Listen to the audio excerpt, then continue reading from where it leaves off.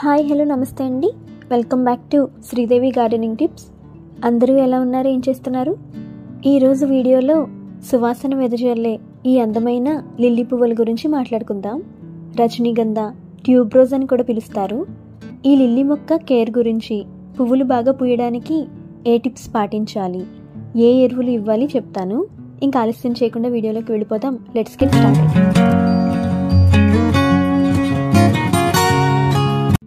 Lily మొక్క గురించి tips తెలుసుకునే ముందు చిన్న అనౌన్స్మెంట్ అండి. గడ్డి గులాబీలు, టేబుల్ రోజెస్ 25 కలర్స్ సేల్ చేస్తున్నాను. 25 colours cost 500 rupees. Free shipping అండి. మీరు మొత్తం 25 కలర్స్ తీసుకుంటేనే ఫ్రీ షిప్పింగ్ ఇస్తాము. మీరు కొన్ని కలర్సే సెలెక్ట్ చేసుకోవాలి అనుకుంటే మినిమం 7 కలర్స్ అయినా ఆర్డర్ చేయాలి. 7 colours cost 150 rupees and 70 rupees shipping charges. Shipping charges మీరే పే చేసుకోవాలి. ఆల్ ఓవర్ ఇండియా డెలివరీ చేస్తాము.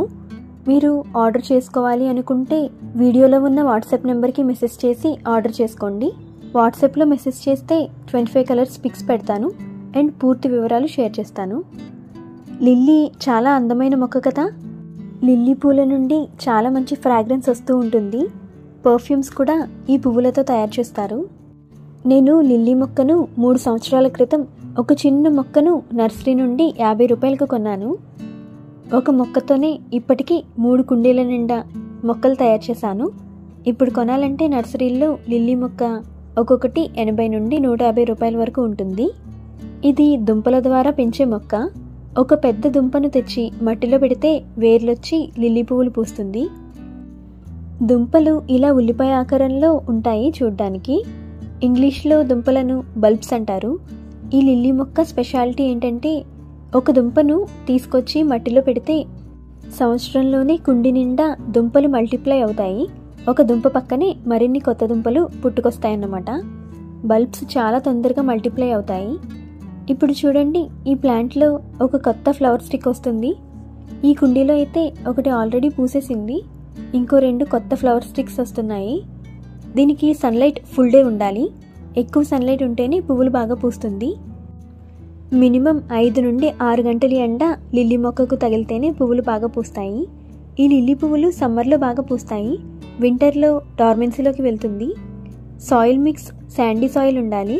సాయిల్ లూజ్గా గుల్లగుల్లగా ఉంటేనే బల్బ్స్ దుంపలు బాగా పెరుగుతాయి, పువ్వులు బాగా పూస్తాయి. మీరు సాయిల్ మిక్స్ తయారు చేసుకునేటప్పుడు 40% సాయిల్ తీసుకోండి, 30% కంపోస్ట్ తీసుకోండి, 30% శాండ్ తీసుకోండి. ఇలా సాయిల్ మిక్స్ ప్రిపేర్ చేసి మీరు దుంపలను ప్లాంట్ చేయాలి. ఇలా వేరు భాగంతో కలిపి డివైడ్ చేస్తే మీకు దుంపలు సెపరేట్ అవుతాయి. వాటిని మీరు నాటుకోవచ్చు కొత్త కుండీల్లో. చూడండి, మా లిల్లీ మొక్కల్లో కొత్త ఫ్లవర్ స్టిక్స్ వస్తున్నాయి కదా. ఇలా మీ లిల్లీ మొక్క కూడా పువ్వులు పూయాలంటే ఇప్పుడు కొన్ని టిప్స్ చెప్తాను, ఇంపార్టెంట్ టిప్స్. అవి ఫాలో అవ్వండి. కుండీకి చుట్టుపక్కల ఉన్న ఆకులు ఇలా సిజర్స్ తీసుకొని కట్ చేసేయండి. కింద వరకు కట్ చేయాలి. ఎక్స్ట్రా లీవ్స్ అన్నీ తీసేయండి. అలాగే ఎల్లో లీవ్స్, పసుపు రంగులోకి మారిన ఆకులు, అలాగే ఎండిపోయిన ఆకులు, డ్రై లీవ్స్ అలాంటివన్నీ కూడా తీసేసి కత్తిరించేయండి ఫుల్గా. ఇలా చేయడం వల్ల మొక్క ఎనర్జీ అంతా పువ్వులు పూయడానికి, ఇలా ఫ్లవర్ స్టిక్స్ ఎక్కువ రావడానికి ఉపయోగపడుతుంది. మొక్క ఎక్కువ పువ్వులు పూస్తుంది. తర్వాత కుండీలో చుట్టుపక్కల ఉన్న సాయిల్ని లూజ్ చేయండి. ఫెర్టిలైజర్ ఇచ్చే ముందు సాయిల్ని లూజ్ చేసి ఇస్తే మనం ఇచ్చే ఎరువులు తొందరగా మొక్క వేర్లు తీసుకుంటాయి. మనకి రిజల్ట్ తొందరగా వస్తుంది.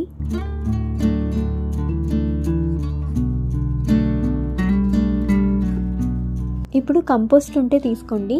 వెర్మీ కంపోస్ట్ లేదా కవడం కంపోస్ట్ ఏదైనా ఇవ్వచ్చు. ఏ కంపోస్ట్ అయినా పర్వాలేదు.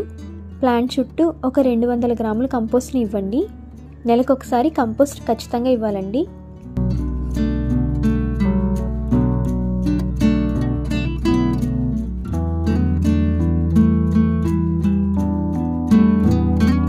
తర్వాత డిఏపి అండి, ఇది డైఅమోనియం ఫాస్ఫేట్.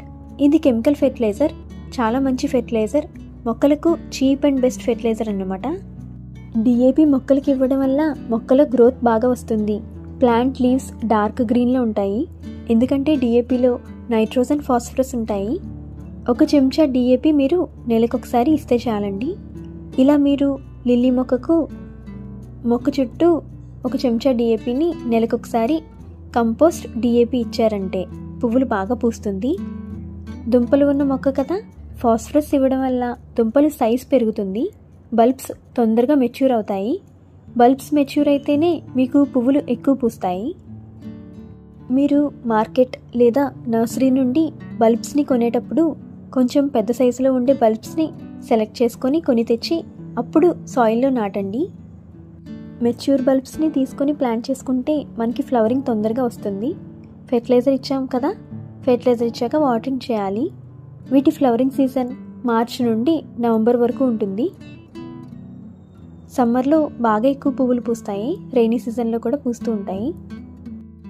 మీ దగ్గర లిల్లీ మొక్కకు ఇవ్వడానికి డిఏపి లేకపోతే, కెమికల్ ఫెర్టిలైజర్ ఇవ్వడం ఇష్టం లేకపోతే ఆర్గానిక్ ఫెర్టిలైజర్ రాక్ ఫాస్ఫేట్ ఇవ్వండి. ప్రజెంట్ రాక్ ఫాస్ఫేట్ నా దగ్గర లేదు. రాక్ ఫాస్ఫేట్లో ఫాస్ఫరస్ ఎక్కువ ఉంటుంది కాబట్టి పువ్వులు బాగా పూస్తాయి, బల్బ్స్ తొందరగా మెచ్యూర్ అవుతాయి. ఒకవేళ ఈ 2 మీ దగ్గర లేకపోతే బనానా పీల్ లిక్విడ్ ఫెర్టిలైజర్ ఇవ్వండి. 2 లేదా 3 అరటి తొక్కలను ఒక డబ్బాలో ముక్కలుగా కట్ చేసి వేసి అందులో 1/2 లీటర్ దాకా వాటర్ పోసి 24 గంటల పాటు ఉంచండి. అరటి తొక్కలు వాటర్లో వేసి నానబెట్టడం వల్ల ఇందులో ఉన్న పోషకాలన్నీ వాటర్లోకి వచ్చేస్తాయి.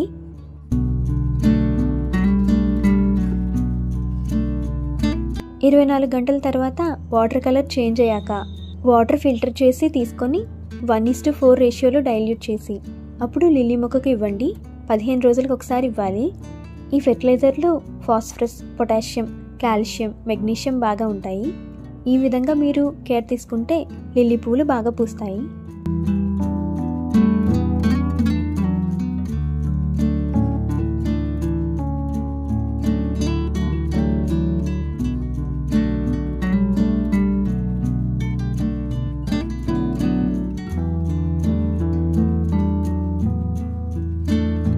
లిల్లీ పువ్వులు బాగా పూయడానికి ఇంకొక టిప్ ఏంటంటే డెడ్ హెడ్డింగ్. స్పెంట్ ఫ్లవర్ స్టిక్స్ని అంటే పూసేసిన ఫ్లవర్ స్టిక్స్ని మనం ఎప్పటికప్పుడు ప్లాంట్ నుండి కట్ చేసి తీసేయాలి. దీన్నే డెడ్ హెడ్డింగ్ అంటారు. ఇలా వాడిపోయిన ఫ్లవర్ స్టిక్స్ని కట్ చేసి తీసేయడం వల్ల ప్లాంట్ ఎనర్జీ మొత్తం కొత్త ఫ్లవర్ స్టిక్స్, కొత్త పువ్వులు ప్రొడ్యూస్ చేయడానికి యూస్ చేస్తుంది. లిల్లీ మొక్కను ఇంట్లో ఎలా పెంచుకోవాలో బోల్డ్ అన్ని టిప్స్ తెలుసుకున్నారు కదా, మీరు కూడా ట్రై చేసి ఫెర్టిలైజర్ ఇచ్చి రిజల్ట్ నాతో కామెంట్స్లో షేర్ చేసుకోండి. Okay friends, that's all for today. Video మీకు నచ్చితే లైక్ చేయండి, మీ ఫ్రెండ్స్ అండ్ రిలేటివ్స్కి వీడియోని షేర్ చేయండి. మరిన్ని ఇంట్రెస్టింగ్ వీడియోస్ గార్డెనింగ్ రిలేటెడ్ చూడాలి అనుకుంటే వెంటనే శ్రీదేవి గార్డెనింగ్ టిప్స్ ఛానల్ని సబ్స్క్రైబ్ చేసుకోండి. Happy gardening, bye.